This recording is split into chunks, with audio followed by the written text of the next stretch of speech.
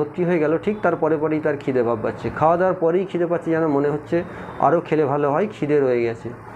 এই ধরনের যদি লক্ষণ কারো দেখতে পান যে খাবার পরেই খিদে পাচ্ছেন, তিনি কি করবেন? প্রথমেই বলি, দেখবেন এই ধরনের কিছু পিকিউলার সিমটম আছে, যার হয় সেই জানে কতটা অস্বস্তির মধ্যে পড়ে। কিন্তু অন্যান্য প্যাথিতে যদি আপনি যান, সেখানে দেখবেন অনেক ধরনের টেস্ট করতে দেওয়া হয়, পেশেন্টও ঘাবড়ে যায় যে আমার এই ধরনের সমস্যা হচ্ছে, এটা হয়তো কোনো বড় রোগের সিমটম হতে পারে। তো এইটা মাথায় রেখেই তখন উনি কী করেন, বড় ডাক্তারবাবুর কাছে যান, হয়তো বড় কোনো প্যাথিতে গেলেন, সেখানে গিয়ে দেখবেন তার এত প্যাথোলজিক্যাল টেস্ট হলো, এত ধরনের তার কালচার হলো, সব কিছু হলো, করার পরে দেখা গেলো কোনো সমস্যাই খুঁজে পাওয়া যাচ্ছে না। তখন কেউ বাধ্য হয়ে ডাক্তারবাবু তাকে হয়তো সামান্য একটা গ্যাসের ওষুধ বা সামান্য কোনো একটা অ্যাসিড মানে কনস্টিপেশন যদি থাকে তার জন্য একটা কিছু ওষুধ এই ধরনের সামান্য কিছু দিয়ে ছেড়ে দিল। বা অনেক সময় হয়তো বললো যে এটা তোমার মানসিক ব্যাপার, এটা তোমাকে সাইকিয়াট্রিস্টের সঙ্গে যোগাযোগ করতে হবে, এই ধরনের বলেও ছেড়ে দেন।